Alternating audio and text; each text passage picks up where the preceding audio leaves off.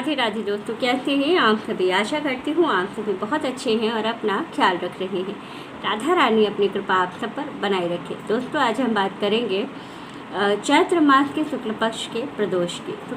जो चैत्र मास के शुक्ल पक्ष का प्रदोष है, ये कब पड़ रहा है, क्या नियम है प्रदोष के, क्योंकि गुरुवार का नियम, अगर गुरुवार को व्रत पड़ रहा है प्रदोष, तो हमें कौन से नियम का पालन करना चाहिए और पूजा में कौन कौन सी गलतियां हमें नहीं करनी चाहिए, विशेष रूप से इस चीज़ का हमें ध्यान रखना चाहिए और कौन से नियम हमें करने हैं, कौन से उपाय करने हैं, ये सभी कुछ आज हम लोग जानेंगे। लेकिन ये सारा उपाय, ये सारी चीज़ें जो मैं आपको बताऊंगी, ये सब कुछ पंडित प्रदीप मिश्रा जी द्वारा बताया हुआ है और जिस नियम के अनुसार उन्होंने बताया है वैसा ही आप अगर पूजन करते हैं तो आपको अपने पूजन का संपूर्ण फल प्राप्त होता है। तो आइए चलिए संपूर्ण नियम और विधि आपको बता देती हूँ कि आपको करना क्या है और कैसे।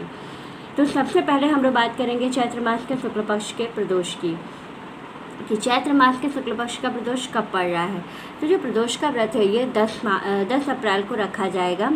10 अप्रैल के दिन आपको जो प्रदोष की पूजा होती है ये हमेशा शाम के समय में, यानी कि प्रदोष काल में करनी चाहिए। सुबह में आप स्नान करने के बाद सबसे पहले प्रदोष व्रत का संकल्प लिया जाता है और उसके बाद पानी, चाय और लिक्विड चीज़ों पर आप व्रत रख सकते हैं। इस तरह से आपको पूरे दिन का व्रत रखना होता है। जो महत्वपूर्ण नियम है वो यही है कि अगर व्रत रख रहे हैं तो आपको प्रदोष के व्रत में नमक वर्जित होता है, तो इसका भी आपको विशेष रूप से ध्यान रखना चाहिए।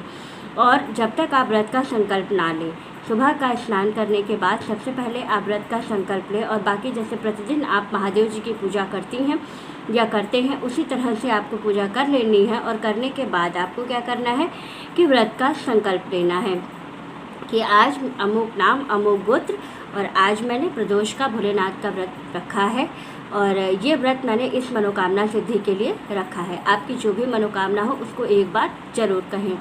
उसके बाद से आपको पूरे दिन का व्रत रखना है निराहार रह करके। शाम को प्रदोष काल में प्रदोष की पूजा की जाती है। बहुत से लोग ये गलती करते हैं कि प्रदोष की पूजा सुबह ही कर लेते हैं। आप पूजा करिए, लेकिन आप ये मान करके मत चले कि मैंने प्रदोष की पूजा सुबह में कर ली। तो प्रदोष की पूजा सुबह में मान्य नहीं होती है। प्रदोष की पूजा हमेशा प्रदोष काल में ही करना चाहिए क्योंकि वो ज़्यादा फलदायी होती है। अब प्रदोष काल का समय इस दिन आपको क्या मिल रहा है 10 अप्रैल को, तो प्रदोष का समय जो है वो मिल रहा है शाम को 5:20 से लेकर के 6:47 तक का जो समय है ये आपका प्रदोष काल का समय है। इस बीच में आपको करना है शंकर जी की पूजा। शंकर जी की पूजा क्योंकि गुरुवार का प्रदोष है तो इस दिन कुछ विशेष नियमों को हमें विशेष रूप से ध्यान रखना है। क्योंकि गुरुवार का दिन है तो गुरुवार के प्रदोष में आपको सबसे महत्वपूर्ण चीज़ ये याद रखनी है कि इस दिन शाम के समय में आपको किसी को पैसा नहीं देना है। दूसरी चीज़ है कि आपको जो भी प्रदोष से संबंधित चीज़ें दान करनी है वो आप दूसरे दिन दान करिएगा, यानी कि शुक्रवार के दिन सुबह में दीजिएगा।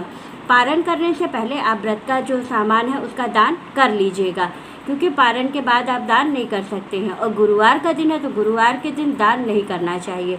कहा जाता है कि गुरुवार के दिन पैसा या सामान किसी भी चीज़ का अगर हम दान करते हैं गुरुवार के दिन तो हमें आर्थिक हानि का सामना करना पड़ता है। तो आपको इसका विशेष रूप से ध्यान रखना है कि गुरुवार का प्रदोष है तो आपको कोई भी चीज़ इस दिन दान नहीं करनी है, ना पैसे का दान करना है, ना ही किसी वस्तु का दान करना है। अब बात करेंगे हम लोग पूजा के विधि की।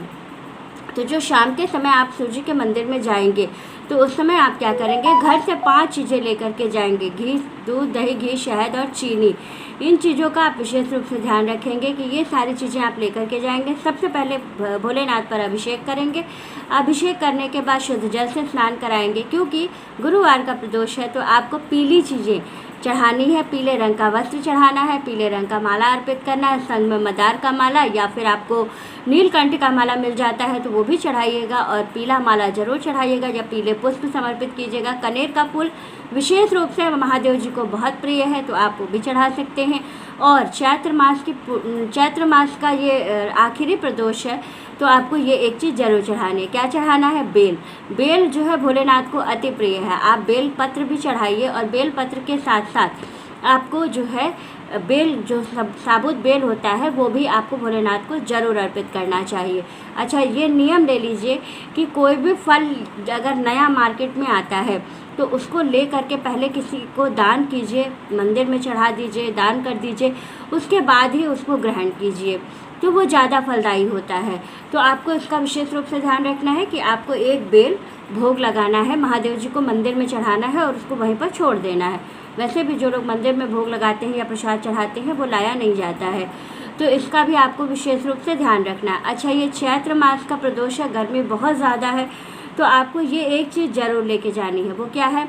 जलदार नारियल। जलदार नारियल आप फोड़िएगा और उसका जो पानी होता है वो बहुत ठंडा होता है। जो जलदार नारियल का पानी होता है ये बहुत ठंडा होता है और इससे अभिषेक करने पर भोलेनाथ से समस्त मनोकामनाओं की पूर्ति बहुत जल्दी हो जाती है। तो इस चीज़ का भी आप लोग विशेष रूप से ध्यान रखें कि ये ज़रूर कीजिएगा कि जलदार नारियल लेकर के जाइएगा और फोड़ करके भोलेनाथ पर अर्पित कीजिएगा।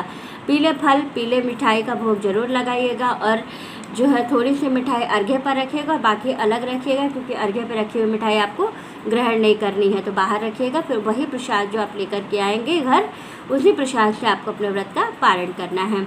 तो इसी तरह से संपूर्ण विधि आपको करनी है। ये सारे उपाय पंडित प्रदीप मिश्रा जी द्वारा बताए हुए हैं। वीडियो अच्छी लगे, जानकारी अच्छी लगी तो वीडियो को लाइक, शेयर और सब्सक्राइब ज़रूर कीजिएगा।